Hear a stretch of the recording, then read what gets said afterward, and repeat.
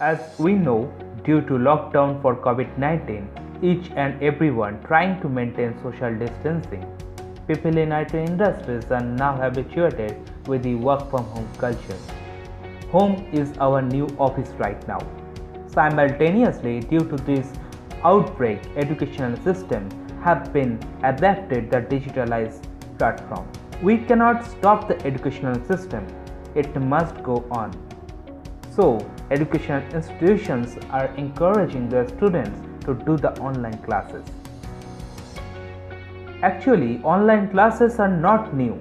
Lot of students are doing higher studies via online.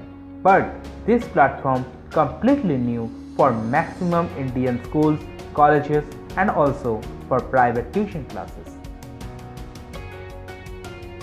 Shomodeep is right now online with me, and Shomodeep is not only a YouTuber, he also providing online classes. So, hi Shomodeep, hope you are well.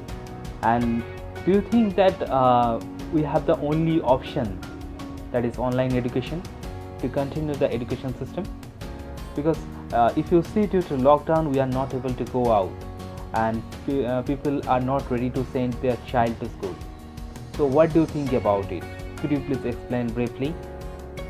Hi Indranil, again back in your channel, and this time we will not be sharing any factual discussions. We'll discuss about something which is really relevant all the time, which is education.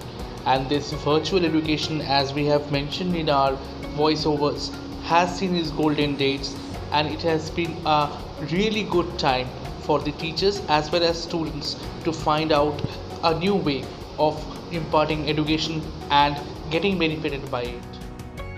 There are so many apps like Coursera, Vedantu, and edX already reach millions of students in India. The future of online education is very bright in India.